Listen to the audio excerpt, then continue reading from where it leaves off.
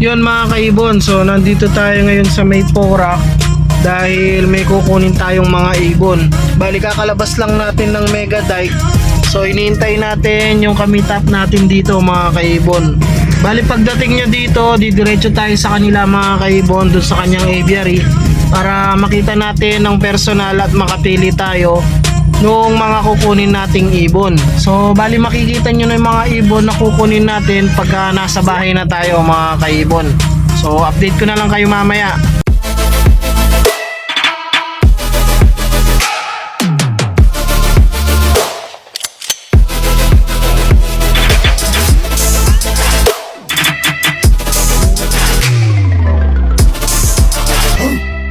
Update tayo ngayong araw mga kaibon dun sa mga kinuha nating ibon. Bali hindi na natin na-videohan kahapon mga kaibon dahil nga medyo madilim na nung nakauwi tayo. So pababa na yung araw. Bali hindi rin natin makikita na maayos yung mga kinuha nating ibon. Bali ito yung kinuha nating ibon. Ayan, isang pair ng wild type mga kaibon. Green Perso wild type mga kaibon. So magandang ibon tong nakuha natin mga kaibon dahil nga madalang lang yung mga nagpe-perso, nag-aalaga ng mga gantong wild type. So hindi katulad ng mga opaline, mga pale fallow, mga lutino, medyo marami na nagbi-breed at nag-aalaga ng mga ganong ibon.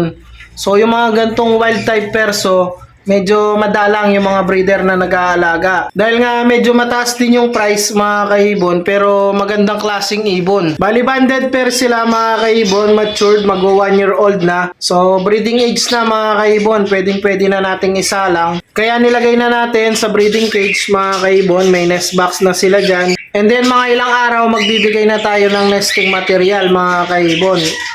So magbibigay tayo ng sanga ng malunggay. So ayan, tignan natin sa malapitan, ayan. So malinis sila mga kaibon, walang bahid ng orange yung kanilang collar. Yan yung sa liig nila na kulay yellow, yellow lang talaga, walang orange. So pure wild type ang tawag dyan mga kaibon. So medyo mataas nga lang yung price ng mga gantong ibon, pero sulit naman pagka naparami natin.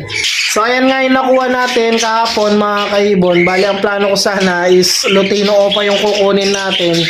Kaso lang nung nakita ko yung mga ibon na to, so nagdalawang isip tayo dun sa Lutino Opa mga kaibon.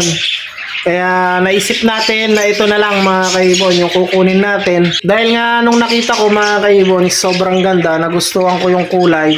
And then malinis talaga mga kaibon. Kaya napaisip ako na ito na lang yung kunin natin. So ayun, bali ito nga yung nakuha natin kahapon. Bali mag-a-add pa naman tayo ng mga ibang ibon pa dito sa ating aviary. So ayun, bali sa mga susunod na araw is magdadagdag pa tayo ng mga ilang pair. Siguro mga 2 pair pa mga kaibon or 3. Dahil nga may mga bakante pa tayong cage dito. So update ko na lang kayo mga kaibon sa mga susunod nating videos kung anong mga ibon pa yung mga kukunin natin.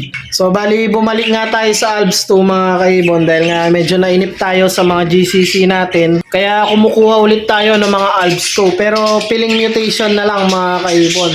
So hindi na yung masyadong marami talaga. Kaya abang-abangan nyo na lang yung mga next video natin mga kaibon kung ano pa yung mga kukunin nating ibon. So hanggang dito na lang muna. Huwag nyo kalilimutang mag-like, share, and subscribe. And i-click na rin yung notification bell para updated kayo sa mga susunod pa nating videos. So happy breeding sa inyo mga kaibon. And ingat!